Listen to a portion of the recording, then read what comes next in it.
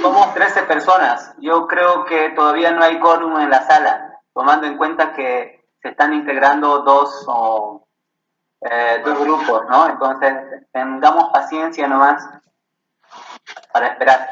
¿Listo? Mientras tanto, yo un poquito, todos, obviamente va a ser un poquito, vamos a tener una clase extra más para el nuevo grupo, porque tenemos que enseñarles el tema de la secuencia didáctica, porque con el otro grupo ya llevamos la secuencia didáctica en estrategias, la didáctica ya. Entonces eso ya lo arreglamos, pero mientras esperamos un rato o unos 5 minutos más, por favor. Son 12 personas, se salió una persona, no sé.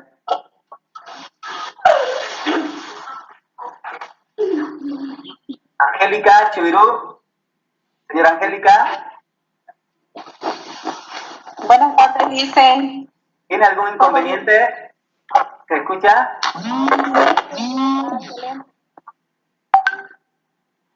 Ya, le pido por favor, usted está afuera, ¿no? Está afuera, ¿no? De su casa, ¿no? Por ahí también, por ahí se puede acomodar en un lugar donde no le perjudique el viento, etcétera, o algún ruido que no le permita, pero depende de usted nomás. Está en Pailón, ¿no? Usted viene de Pailón, ¿no? ¿O vive en Pailón o me estoy equivocando?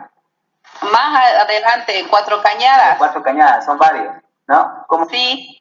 Bueno, pero usted parece...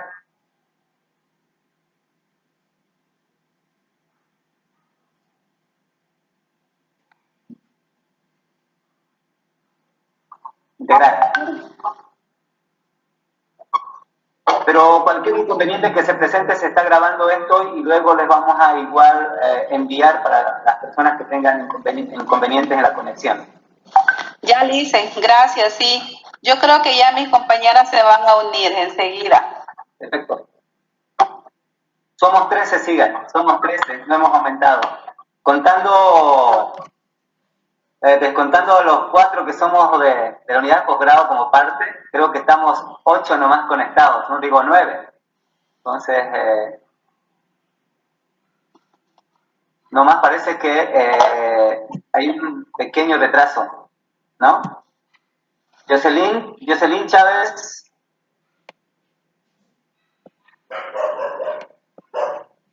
Sí. ¿Se escucha todo bien? ¿Se escucha? Sí, todo se escucha. Bien, bien. ¿Y ese rito activado? Ahí está, ya se incluyó Ruth López. ¿Se escucha? Me estoy conectando ya en el volumen, tenía problemas de volumen. Ah, ya bien, Ruth. Ya, ahora sí puedo, ya, estoy perfectamente.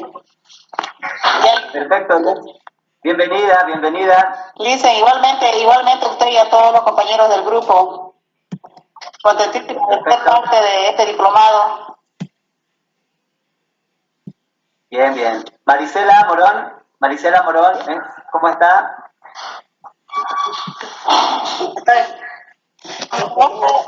La compañera Vilma está con problemas, está queriendo ingresar y me está pidiendo ayuda, pero con el tema del sistema, alguien que le pueda colaborar, por favor. Vilma. Pero simplemente es con el enlace nomás, no hay tanto problema. Tiene que entrar directo nomás. A ver, voy a tratar de indicarle tal cual como lo propuse. O después, a ver, del nuevo programa solamente aparece Harold nomás o alguien más está del nuevo. Harold parece que sos el único. El micrófono. ¿Alguien más que es del nuevo programa? ¿Se refiere al nuevo programa por la nueva inscripción? No. Que ya habían pasado clase antes. No, sino que lo que pasa es que estamos dando para los que están culminando o ya un programa que era la sexta versión, la quinta versión mejor dicho, y hay otro que es la sexta versión. Entonces no sé quiénes son de la quinta versión que están culminando para ir a la maestría y quiénes son los que están iniciando el diplomado en la sexta versión. Raúl y Harold, para que se conozcan, ¿ya? Y para que puedan ir formando un grupo, el trabajo final es en grupo, así que ya pueden hacer Paul y Carol por ahí. Jorge Plaza también. También de la sexta edición. Ya está bien, ya podrían hacer un grupo. Los grupos normalmente son de a 5 personas. Yo soy de Que la vayan sexta conociendo también. versión, Bien, Yo soy de la sexta versión. allá. Entonces, no sé, Andrea, ¿nos podés informar en la sexta versión cuántos inscritos tenemos? Claro que sí, No le Lisa. están haciendo. Un momento, por favor. En la sexta versión tenemos 32 inscritos. Ya, perfecto. Vamos a ir formando de a 5 grupos, de a 5 de la sexta versión para que se conozcan todos los que son de la sexta versión, ¿listo? Muy bien. Somos 14, no hemos aumentado más. Se conecta. Y si haremos nomás, pues no, ¿qué dicen ustedes? Adelante nomás. Son las 18 y 7, a las 18 y 10 iniciamos, ¿sí? ¿Está bien? Perfecto. ¿Está bien, no? 10 minutos. 10 minutos. Perfecto. Correcto. Perfecto. Hay Bueno, varios que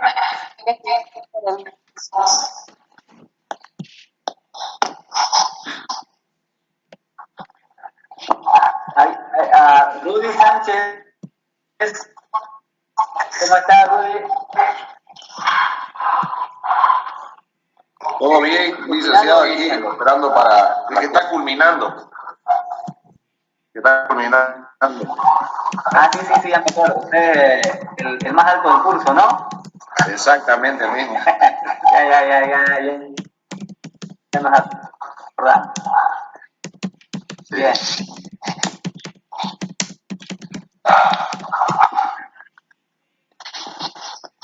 Bueno, Andrea, yo creo que vamos a, no sé, algunas palabras vos que vas a estar haciendo el seguimiento junto con Hans, antes de iniciar algunas recomendaciones, por favor, que puedas hacer.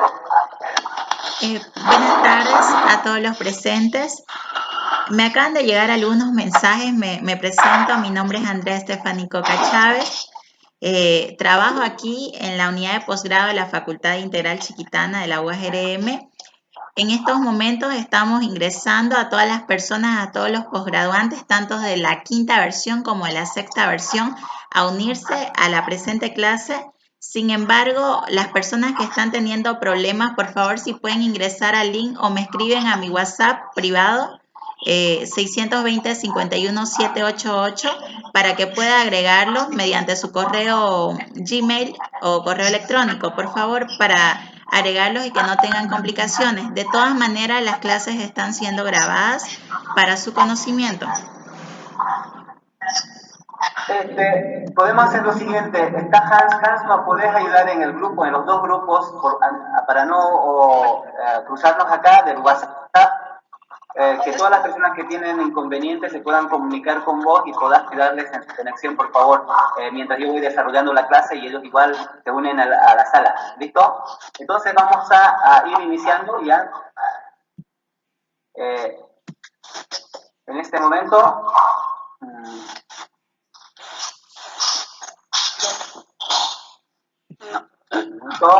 mientras acomodamos.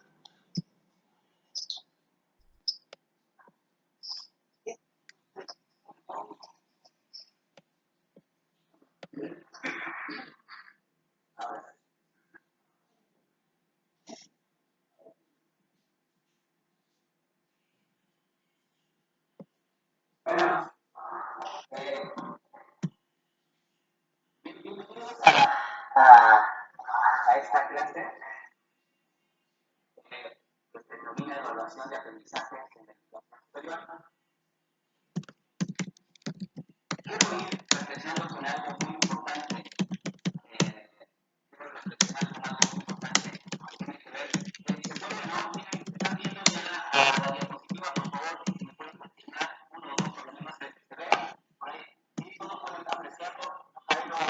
favor. Sí, licenciado. Perfecto, ya. Ok, ahora sí. Le estamos viendo. Voy a ir un poco hablando de evaluación de aprendizajes en la educación superior. Normalmente tenemos que salir de la situación de entender qué es el proceso educativo. El proceso educativo tiene que ver principalmente con los dos elementos fundamentales. Y esos dos elementos tienen que ver del proceso educativo, que son los más importantes, de acuerdo al paradigma. Cuando nosotros hablamos de paradigma, estamos hablando de esquemas o estructuras mentales que se aplican en todas las áreas del conocimiento y la ciencia y en la vida cotidiana de los seres humanos. Por ejemplo, el primer paradigma en el campo de la educación, un poco para introducir cómo también era la evaluación, está vinculado al tema del paradigma de la educación bancaria o la educación tradicional. Ese paradigma tradicional de educación tradicional se va a dividir en dos tipos de abordajes y también paradigmas, que son el bancario y el conductista. En el bancario, la forma de hacer el proceso educativo, los dos elementos, uno se llama maestro, ¿no? Y el otro se llama alumno. El maestro es el que tiene el conocimiento total de la realidad, de explicar los fenómenos naturales, los fenómenos metafísicos, los fenómenos sociales, todo lo que quieran. Él era, en realidad, la luz. Y ese paradigma viene de los griegos. Cuando nosotros nos acordamos que el filósofo, obviamente, era el que sabía de todo y era el maestro.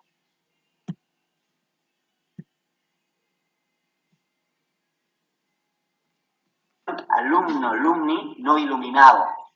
Entonces, el alumno normalmente es el que de alguna manera recopilaba o recibía toda la información que le iluminaba a su maestro. Y entonces, ¿cómo se sabía que este alumno realmente era iluminado? O sea, estamos hablando de evaluación, ¿no? ¿Cómo podía evaluar el maestro de que su alumno esté bien iluminado? Era obviamente, con la cantidad y con la capacidad de retener la información. Cuanto más información retenía y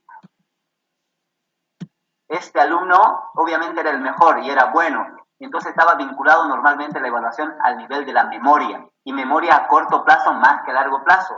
Entonces, un alumno que tenía una buena memoria era bueno para el estudio y se creía que tenía conocimiento. Es más, también en este paradigma se creía que los inteligentes y los buenos siempre estaban vinculados a las ciencias lógicas, al pensamiento lógico, a las ciencias lógicas, a la matemática. Entonces, el que no sabía matemática o no sabía física o otros vinculados a la lógica, entonces como que no eran buenos. Dentro de ese paradigma, poco a poco, se va cambiando, se evalúa de esa manera, poco a poco viene el conductismo. Obviamente del campo de la psicología con la experimentación que se hace Skinner, Pavlov, etc., donde tiene que ver con el estímulo-recompensa. En la medida cómo se estimula al estudiante y cómo se recompensaba, obviamente era el rendimiento, y eso también tenían que medir con situaciones de experimento y de motivaciones para el estudiante. Es como, por ejemplo, decían, bueno, si vos haces esto, vas a tener este punto. Entonces, como que todo esto de estos, se tenía que, en este caso, se medía el nivel de respuesta que se tenía de acuerdo al estímulo que se daba. Muchos de estos paradigmas que les estoy mencionando, el tradicional, conductismo y bancario, todavía en la actualidad se los practican, están en nuestras escuelas, en muchas de nuestras carreras también. Estoy haciendo una especie de recuerdo y una especie de introducción también para los nuevos y para los otros que ya hemos conversado en anterior módulo. Y luego viene el paradigma constructivista.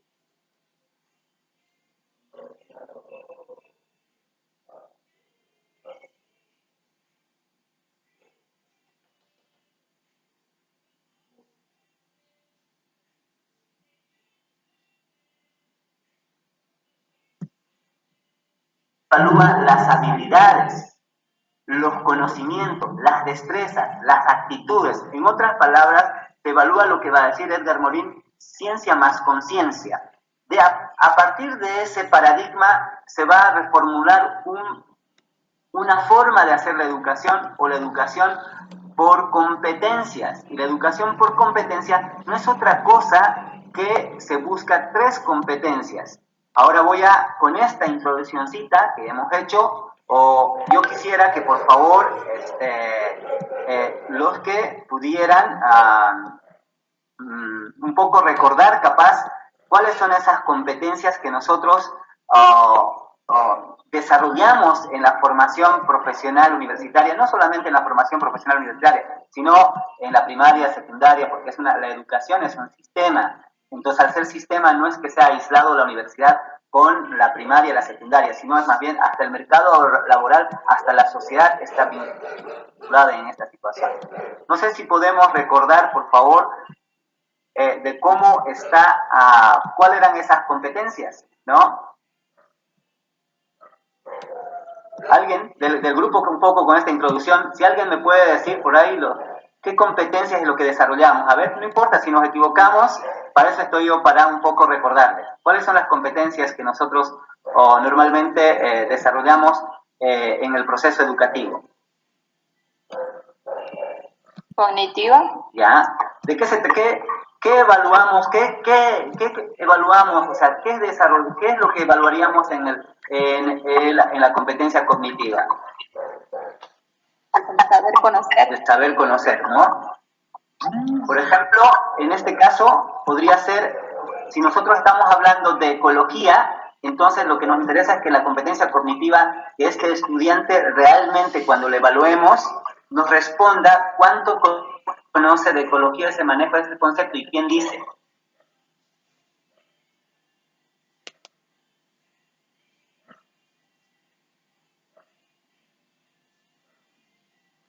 Estamos llevando la materia de virus, entonces este estudiante clasifica, describe cuántos tipos de virus hay, ¿no? O cuántos tipos de bacterias hay. Eso ya es cognitivo. Entonces nosotros cuando evaluamos lo que estamos, en este caso, evidenciando. Cuando se habla de evaluación, no es que nosotros estamos viendo como una actividad de representación. A ver aquí, ¿no? Así es cuando hacemos algo, ¿no? Estamos evidenciando si lo que nosotros como docentes realmente porque la evaluación va a ser una retroalimentación, por eso decimos que el paradigma como la evaluación no es solo para el alumno, para la sociedad, para la universidad, es en cadena. Entonces, cuando el docente está haciendo evaluación, por ejemplo, de qué es una bacteria, por ejemplo, coronavirus, ya vamos a pensar, el estudiante tiene que saber qué es coronavirus. ¿Entienden? Tiene que saber. Un estudiante de medicina o un estudiante de veterinaria tiene que saber perfectamente. Entonces, nosotros tenemos que evaluar si este estudiante sabe o no sabe. Ahora, el tema es que cuando nosotros evaluamos estos conocimientos de él sabe, no se trata simplemente de un pensamiento lógico. ¿Qué significa? Sabe bien. ¿Se acuerdan, no? Cuando los estudiantes aprenden de memoria y a los 10 días se olvidan. A los 10 días ya no saben, o al otro semestre que pasa dicen, no, justo esa clase no fui yo, ¿no? No sé si les suena algo familiar eso. Entonces, como que cuando decimos la parte cognitiva y el pensamiento lógico del conocimiento deductivo e inductivo que deduce el estudiante, que tiene que saber, no significa que se aprenda de memoria simplemente la competencia cognitiva, sino que ese conocimiento que aprendió, él puede significarlo, puede relacionarlo, que realmente comprendió, ¿no? Reflexionó, ¿no? De ahí ya pasamos a otro tipo de pensamiento, cuando cuestiona, reflexiona, ¿a qué tipo de pensamiento pasamos? Por favor, estamos haciendo un recuerdo para poder entrar ahí. ¿Alguien me ayuda? ¿Cuántos tipos de pensamientos tenemos? Crítico, reflexivo. Eso, ¿cuántos? Pero si me podés ayudar, por favor, ¿cuántos eran? ¿Recordando? ¿Hola? ¿Alguien me puede ayudar? ¿Cuántos tipos de pensamientos desarrollamos en el proceso educativo? 3. ¿Ya cuáles son?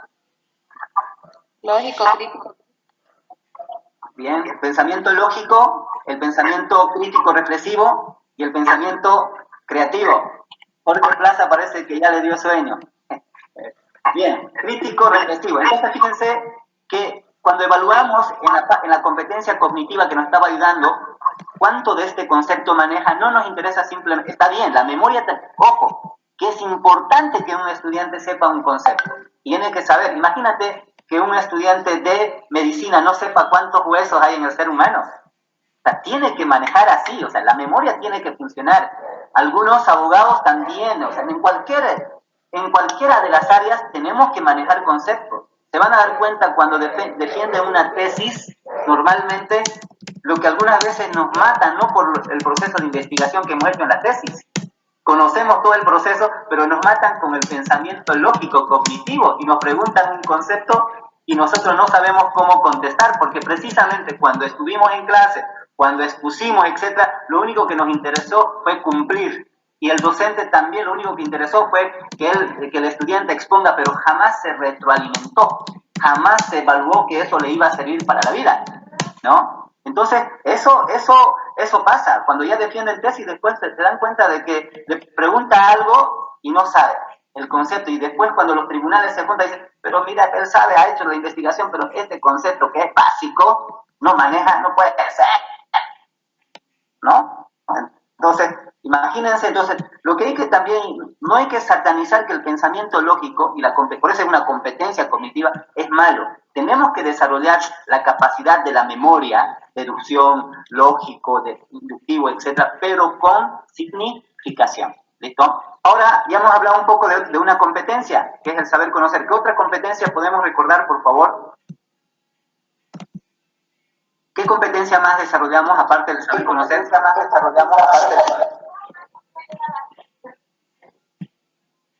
¿Alguien? ¿Alguien que tenga?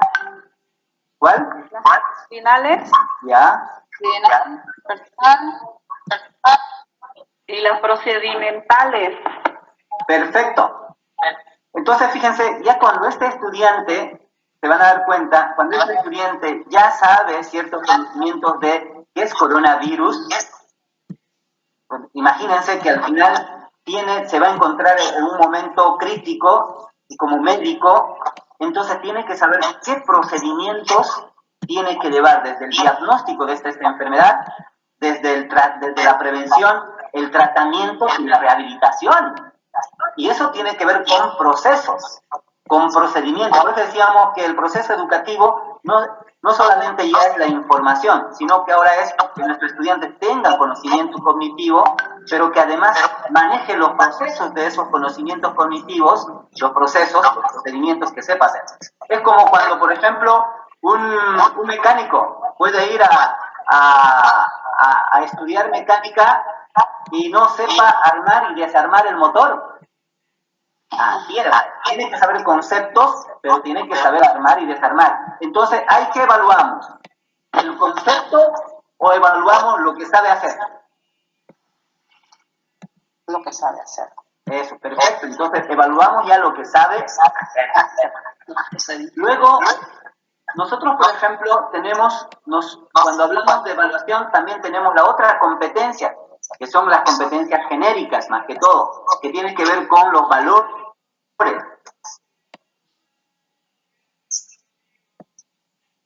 que podemos implicar en ellos, porque al final este profesional va a ser un ser humano que se va a desarrollar en la sociedad. Entonces, longitudinales, por ejemplo, este médico veterinario, médico humano también, conoce realmente lo que está ejerciendo, pero también sabe hacer, pero también ahora decir con qué valores lo ejerce. Por ahí simplemente está recetando porque cree que debe recetar y listo, y no le importa, lo que le importa es ganar, o cualquier situación. Hemos tenido problemas éticos, problemas de comportamiento, de conducta individual, pero también socialmente.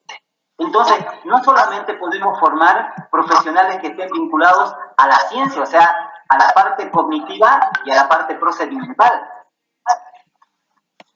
¿no? Tenemos que también formar a los profesionales en la parte cognitiva, en la parte procedimental, pero también con valores. Entonces, ¿cómo evaluamos, por ejemplo, esos valores?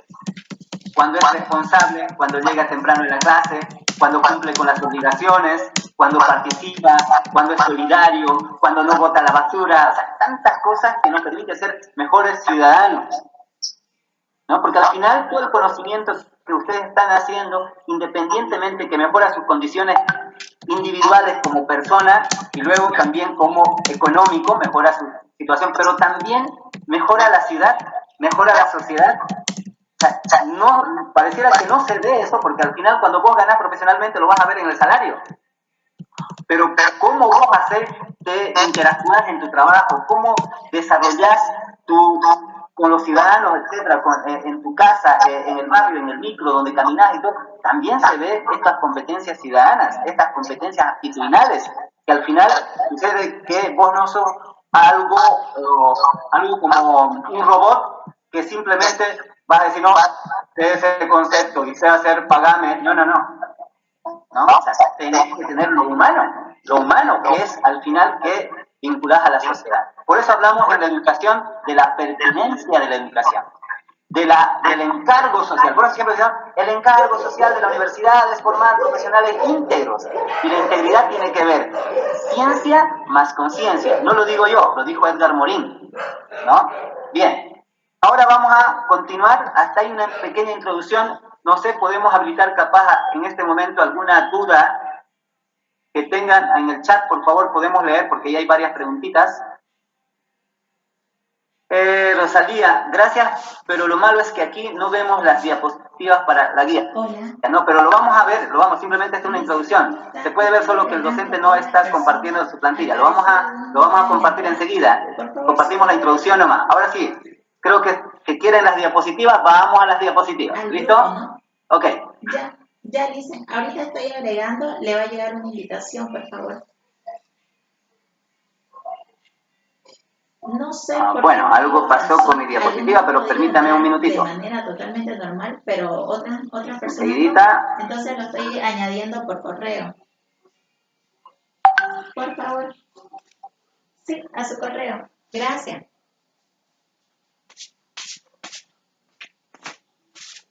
Acá. Ahora sí.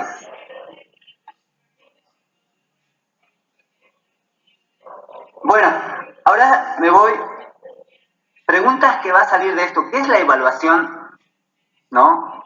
En otras palabras, de las competencias. Pero antes de qué es evaluación de competencias, preguntémonos nomás qué va a ser la evaluación. ¿Cómo conceptualizan normalmente nuestros estudiantes, tanto en la primaria, secundaria, como en la universidad, cuando decimos evaluación? Evaluación pareciera que más bien lo tienen como algo de miedo, de temor, que no ocurre, es mejor no evaluarse, le damos vueltas, examen, y hasta en la casa, hasta los profesores nos meten como un elemento de temor, decir, no, examen no, y en realidad nos han educado así, culturalmente, a examen, y nadie quiere que ocurra el examen. Entonces, primero yo creo que en el tema de la evaluación tenemos que sacar esa cultura negativa de lo que es evaluación. Tenemos que trabajar de manera natural en nuestros estudiantes lo que significa realmente la evaluación. Obviamente, como los docentes han dicho de que como que es un castigo de evaluación,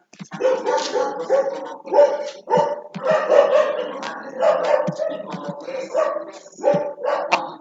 especie de ahora sí me va a tocar a mí saber cómo se, ¿no? Como una especie simplemente de control, como decía, nos han metido este miedo. Entonces mucha gente cuando dice examen lo ve como algo bueno, positivo, ¿no? Y nosotros cuando decimos evaluación, primero tienen que ver los estudiantes, independientemente de la situación del examen, de examinarse, ¿no?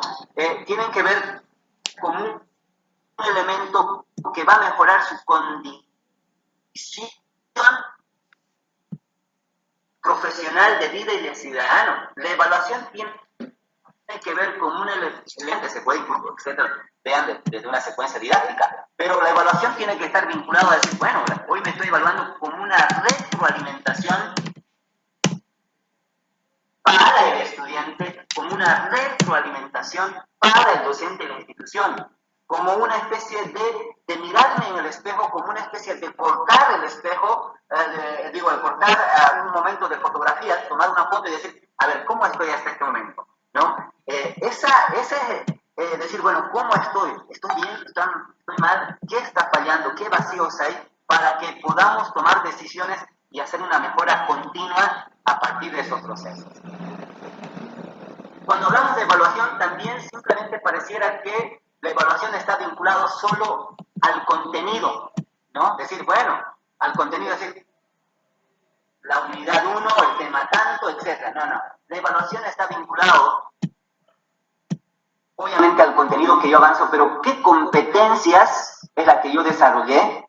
Está vinculado al objetivo de esa unidad didáctica, está vinculado al tipo de pensamiento que yo estuve desarrollando, está vinculado a la secuencia didáctica, o sea, en otras palabras, a las técnicas, a las estrategias, a los instrumentos que yo utilicé, a los medios, ¿no?, que yo utilicé en ese proceso de enseñanza-aprendizaje.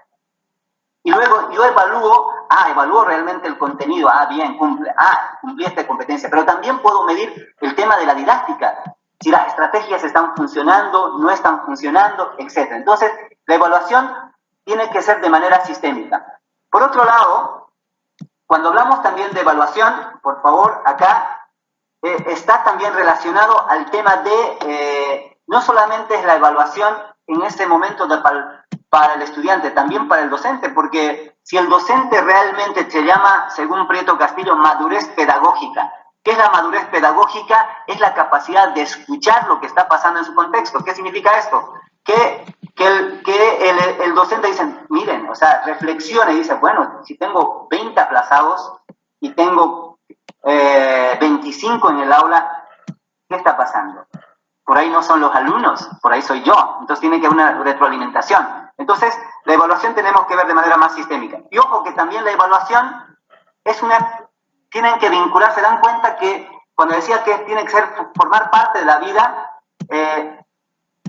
tenemos que evaluarnos como ser humanos, decir, por ejemplo, ¿cómo voy en mi trabajo? Es una evaluación. A ver, ¿cómo voy en mi empresa? Se llaman auditorías, ¿no? Al final es un examen, una auditoría para ver cómo vamos, ¿no? En aspectos positivos y negativos y luego hacer una mejora continua. O sea, es parte tiene que ser de manera sistémica y general en toda nuestra cotidianidad.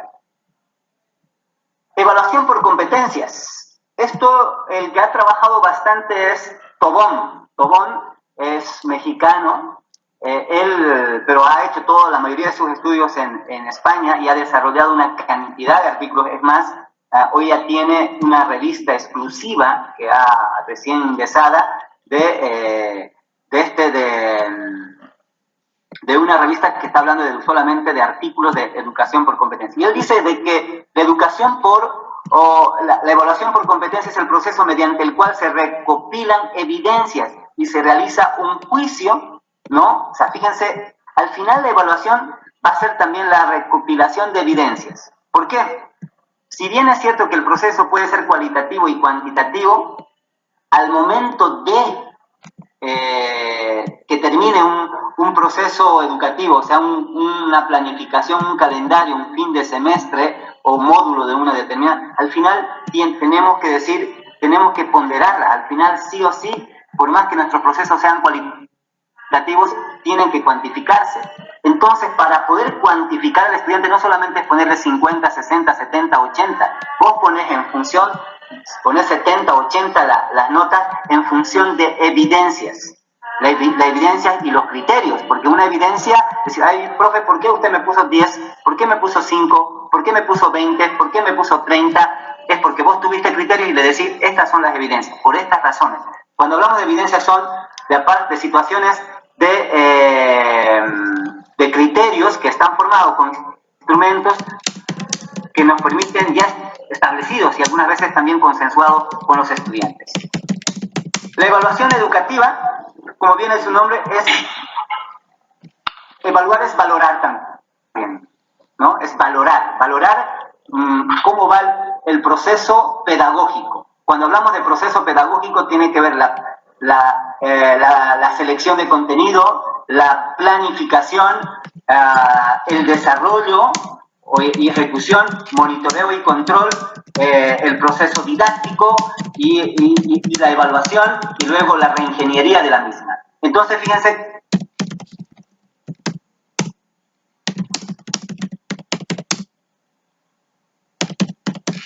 el proceso pedagógico, la didáctica, la evaluación, todos estos componentes es una parte. Entonces, cuando hablamos del proceso de educación, la evaluación no es todo lo que es la educación, solamente es una parte. entonces nos vamos a dar cuenta de que nosotros, cuando hablamos de evaluación, evalúa también todo ese proceso. Tiene que ser dinámico, continuo y sistémico. Cuando decimos proceso es que no podemos, normalmente algunas veces solamente hacemos examen final, ¿no? Pero está mal, debemos hacer por etapas, un proceso continuo. Luego dinámico también porque hay que cambiar de estrategias, de maneras, de diferentes formas, y continuo, permanente, y sistemático es que tiene que haber nomás un orden lógico. Bueno, aquí tenemos un concepto de Díaz, Barriga, que dice que la evaluación debe ser pertinente. ¿Qué significa pertinente? Pertinente es que si yo voy a evaluar, no puedo evaluar de algo que no avancé, ¿no? No lo puedo evaluar de algo que no desarrollé. O sea, tengo que evaluar de algo que evidentemente se desarrolló. Pero algunas veces los estudiantes dicen, miércoles, el docente preguntó de lo que no avanzamos. No sé si alguna vez han tenido esa experiencia donde se evalúa de lo que no se avanza. De lo que no se... Entonces, ¿cómo podemos evaluar algo que no se ha avanzado? Entonces tiene que ser pertinente, o sea, relacionado, vinculado, ¿no? Con la materia, con la sociedad, con todos los elementos del contexto. Necesita también técnicas e instrumentos, claro. Necesito con qué técnicas voy a evaluar. Y normalmente lo que nosotros conocemos son las técnicas formales, ¿no? De elaboración escrita, ¿no? Y oral, pero también hay muchas maneras más. Y obviamente, ¿cuál es el propósito? Siempre para mejorar el proceso de enseñanza-aprendizaje, ¿no? Lleva juicios de valor y toma de decisiones. Aquí hay unas discusiones de tipo ético, de tipo de juicio, ¿no? Porque tiene que ver con lo subjetivo. Algunas veces la evaluación es objetiva, tiene que ser objetiva, pero no deja de ser algunas veces subjetiva también, porque al final emitimos un juicio, pero lo que hay que evitar es ese subjetivismo en la evaluación, porque algunas veces podemos ser demasiados, no irracionales, sino tal vez injustos, donde, no sé si les ha pasado, ¿no? A mí también, por ejemplo, y después voy a reflexionar con las otras compañeros del anterior módulo, y hay varios, he leído de nuevo los artículos, los trabajos, porque a veces el tiempo del docente no da, porque se acumulan, y cuando toquen la docencia van a ver, ¿no? Te dan un tiempo de evaluación, por más que sea continuo, al último se acumula trabajo de investigación y todo, y no te da tiempo para leer de manera detallada realmente, y algunas veces se te puede escapar, se te puede escapar cosas tan elementales que probablemente puede ser muy injusto en la evaluación, y hay que reconocerlos también. Tipos de evaluación. La finalidad, por favor, Andrea, acá cuando ya tengamos o por lo menos unos 10 preguntas en el chat, me interrumpe, por favor, para no avanzar, por favor. Sigamos. Tipos de evaluación. Finalidad, ¿no? Hay varios tipos de evaluación, según a la finalidad o función. Según a la finalidad o función tenemos la evaluación diagnóstica, lo que llamamos también evaluación previa. Se imagina, cuando lo que yo hice al principio con la introducción, preguntando qué era esto, etcétera, un poco para darme ideas si recuerdan, que saben o no saben, y hay que hacerlo, la evaluación diagnóstica, la evaluación previa. ¿Cuándo se hace la evaluación previa? Muchos dicen al inicio de cada semestre, de cada periodo de gestión, pero también hay autores que dicen que la evaluación se hace, ahí tenemos alguna interferencia, algunos autores dicen que también debería hacerse la evaluación en función de cada tema, o algunas veces también un recordatorio en cada clase. Eso es lo recomendable de una evaluación diagnóstica. La evaluación formativa tiene que ver con todo el proceso, cómo va avanzando esa evaluación. Por eso tenemos primer parcial, segundo parcial, tercer parcial. Eso ya, cómo si lo haces cualitativo, cuantitativo, ya es totalmente diferente. Entonces tenemos 3 tipos de evaluación: una diagnóstica al inicio de cada gestión, de cada clase, ¿sí? Listen, mil disculpas que lo interrumpa. Dicen los posgraduantes si puede ampliar las diapositivas, por favor, que se vean en pantalla completa. Perfecto. Ahora sí, Perfecto, muchas ahora está gracias. mejor. No, está bien, Andrea, gracias por ayudarme. Entonces tenemos desde las evaluaciones, según la finalidad, tenemos diagnóstica, formativa y sumativa, ¿no? La diagnóstica al inicio de cada gestión o al inicio de cada unidad, pero también de cada clase para reforzar y recapitular. En cambio, la evaluación formativa tiene que ver en todo el proceso que tenemos, ¿de acuerdo? Según las acreditaciones, ahora el Mercosur, al Pacto Andino, etcétera, recomiendan que la evaluación formativa se haga en función de cohortes. Se aplican en algunas carreras todavía de la universidad, ¿en qué se trata? Dice que la evaluación formativa tiene que ser programado por una carrera donde durante una semana solo hay evaluación, no se debe, esa es la recomendación de las carreras acreditadas, que no debe haber evaluación todo el tiempo, no debe haber evaluación todo el tiempo, solamente tiene que haber evaluación, por ejemplo, quiero hacerme entender. Normal que se hace en la universidad es que se evalúa un docente, hasta algunas veces, no sé si les ha pasado, uno puede tener hasta 4 exámenes en el mismo día, ¿no? Y obviamente 4 exámenes, no importa, ¿no? Y el docente programa y pone.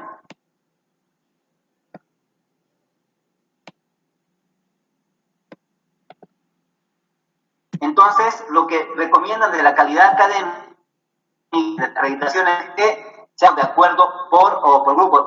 Al día solamente tenés una evaluación. Esa es la recomendación para hacer el proceso formativo. Pero lamentablemente en universitarios hay evaluaciones 2, 3, 4 sin ninguna planificación.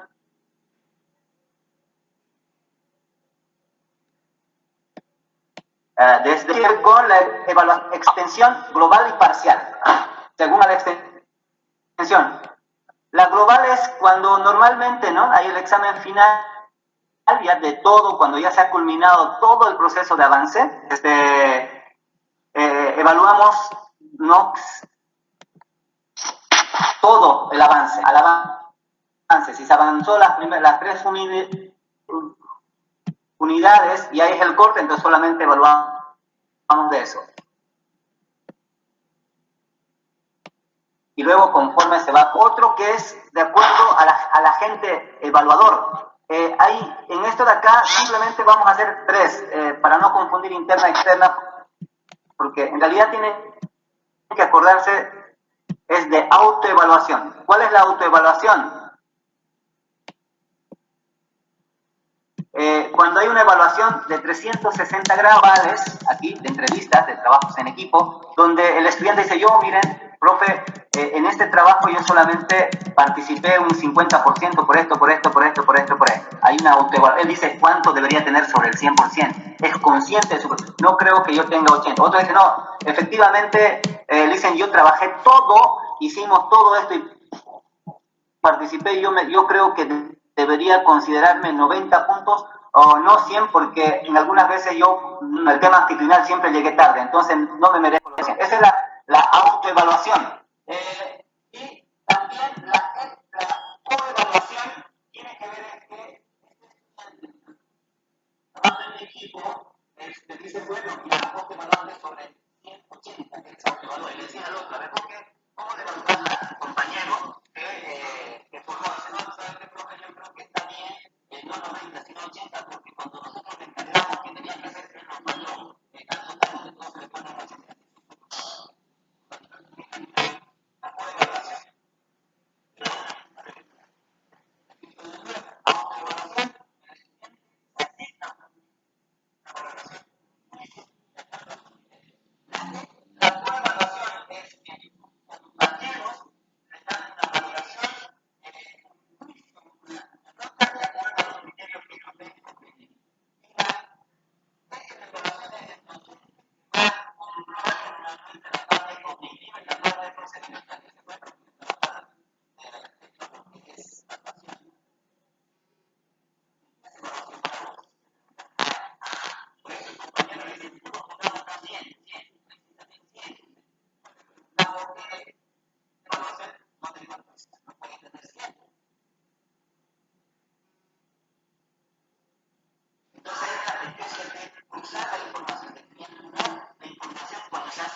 Hola. Hola. Hola. Hola. Hola, dice. Sí. Estaba hablando Lisa Franklin. Estoy añadiendo, no sé por qué no les aparece el ingreso a los posgraduantes. ¿Por qué será?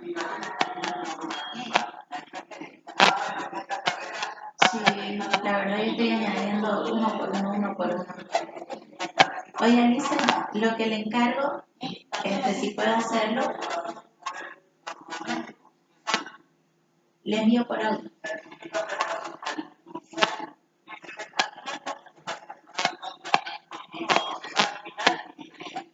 Dicen Hans, lo que le encargo es un gran favor. Entra a su PowerPoint, guarda un documento y insertar, vayas al lado derecho y sale una partecita donde dice grabar.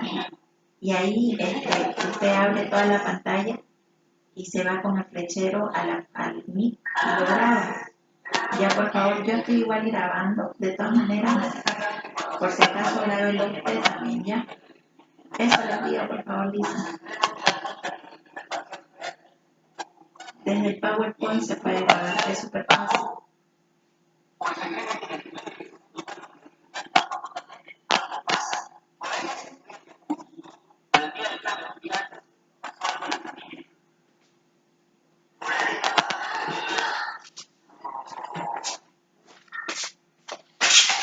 Psicológico.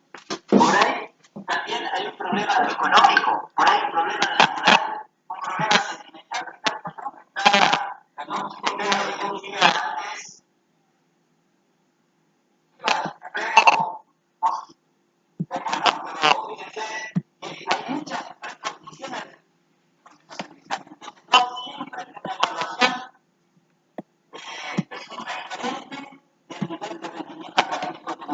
Entonces, pero por los antecedentes, por eso decimos que la evaluación deja la evidencia. Y por la evidencia que tiene siempre, llega, presenta, participa, todo, pero los exámenes final pasan. Y hay el docente donde empieza a dialogar y dice, mira, Juan Carlos, evidentemente, por esa razón también, se atrasó con 50. Necesita Juan Carlos, ¿cuánto te puedes tirar? Mira, tenés que venir, aquí te voy a evaluar algo más posible, te mira, no puedes tirar por el tema del trabajo y no tan alto. ¿Entendés? Ese es el problema. Obviamente, es una evaluación y listo, porque había evidencia, había antecedentes. Por eso extremo, también gente que tiene 70 calculados. Y en otro caso hay gente, bueno, también que no entiende la diferencia entre eficiencia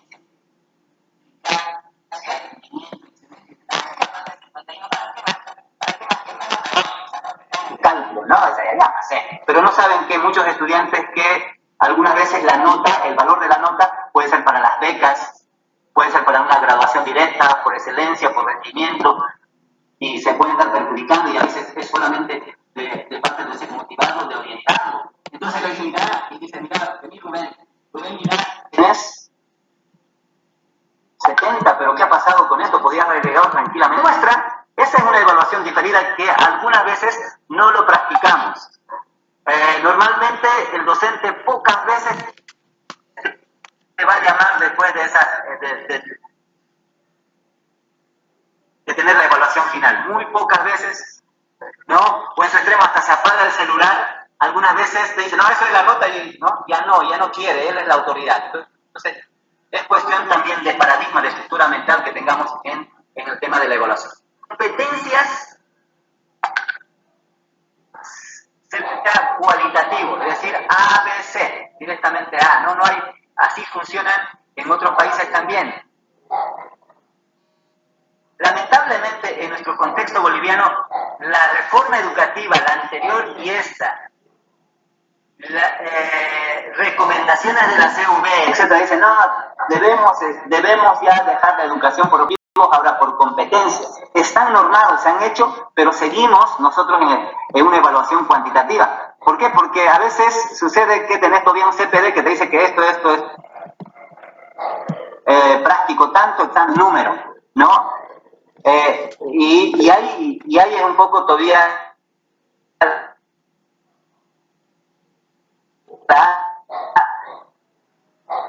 a la situación de cómo mejoramos de comparación. A eso ya lo dijimos. Bueno, ahora sí vamos a escuchar un poco o lo que han entendido, capaz no se entendió, vuelven a preguntar y tal vez hay para poder escuchar. ¿Listo? Vuelvo, por favor. Bueno,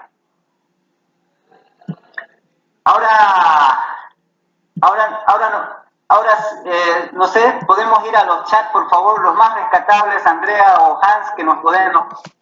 Claro que sí, Licen. Andrés Vidal Aguirre Loza. Perdón, Andrés Vidal Aguirre Loza nos dice, por favor. ¿Cómo se podría calificar la parte cuantitativa específicamente en el área de valores? En otras palabras, ¿se podrá de alguna manera calificar el grado de honestidad o proactividad? Porfa, si pudiera dar algunos ejemplos. Gracias.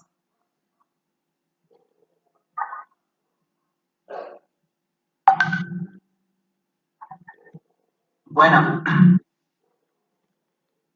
las normativas te dicen lo siguiente, en otras palabras, decimos teoría y tenés que asignarle un valor. Y la competencia procedimental tiene que ver con el saber hacer, con la práctica, también tenés que asignarle un valor. Y la competencia actitudinal tiene que ver con desarrollar eso de la ciencia. Entonces sí, efectivamente también hay que darle un valor, porque si no le das un valor, ¿no?, a la parte cualitativa que también es lógico que la gente no va a responder. Por ejemplo, a mí, por ejemplo, en el momento del trabajo práctico, ¿no?, del trabajo práctico, yo califico la parte cognitiva de acuerdo al objetivo de mi trabajo práctico, ¿no?, o procedimental, pero siempre la actitudinal, porque la competencia actitudinal es la transversal, siempre va a estar. No es, en cambio, los otros son un poco separados. ¿Qué significa esto? Cuando un estudiante me presenta un trabajo práctico, no solamente yo califico el tema del proceso de la información y el contenido que tiene este trabajo, sino califico también el nivel de responsabilidad. Por ejemplo, la honestidad, si realmente supo citar, no supo citar, si respetó, no respetó, si copió, fíjense, copió y se apropió párrafos, hizo un copy-paste, significa pues que es un estudiante que no sabe respetar la propiedad y que está plagiando, y pese que vos las has hablado, alguna vez hay estudiantes hasta la introducción, copian hasta la carátula o todo el trabajo del compañero, y si vos descubrís acá, para mí, yo prefiero formar seres humanos, porque al final los conocimientos se los puede adquirir poco a poco, pero ahí ya tengo un valor y voy acumulando. En otras palabras, dependiendo el tipo de la materia, el tipo de carrera. Por ejemplo, yo asigno en materias teóricas, cuando son bases, por ejemplo, en primer semestre tengo una materia teórica en comunicación, normalmente asigno de la siguiente manera, 40-40 a la teoría, 40 a la parte procedimental, la parte cognitiva 40 y 20 la parte actitudinal. Y en la parte actitudinal valoro, por ejemplo, eso, la honestidad, la puntualidad, claro. ¿Con qué evidencia yo puedo valorar la puntualidad? ¿Ustedes creen que es importante la puntualidad? Claro que es importante. Aunque la hora boliviana nos digan a las 5 al cumpleañito y lleguemos a las 7, debemos ir enseñando, ¿no? Ahí la puntualidad tiene que ver, por ejemplo, si la asigno, si veo que este estudiante nunca se faltó, claro, es responsable, es disciplinado, es organizado. O sea, tiene que ver con... Eso también se va evaluando. Y luego, por ejemplo, algunas veces también el tema de la cooperación, trabajo en equipo o muchas cosas que se pueden ir trabajando en el aula de acuerdo al tipo de materia. ¿Listo? ¿Ok? Otra pregunta, por favor.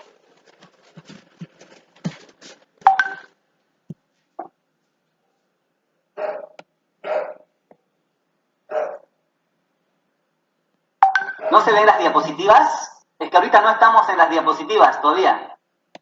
Rosalía. Ya hemos estado hablando de las diapositivas, lo desarrollé, y ahorita también voy a ver el tema de las diapositivas, no hay ningún problema. ¿Alguna pregunta más, por favor? ¿Alguna duda? Tal vez por el audio. ¿Alguien? ¿Pueden habilitar micrófono, por favor? Pueden habilitar simplemente su micrófono y preguntar alguna duda que tengan. Precisamente eso, Licen, comunicarles a todos los posgraduantes que pueden habilitar su micrófono. Los he silenciado mientras el docente está hablando, pero una vez entran en lo que son las rondas de preguntas, pueden habilitar sus micrófonos. Así también comunicarles a sus compañeros que no han podido ingresar al aula, se lo está añadiendo de manera manual. Por favor, la paciencia correspondiente. Está 54 participantes ya, ¿no? Estamos ya 54. ¿Alguna duda, por favor, para continuar avanzando y muestro mis diapositivas?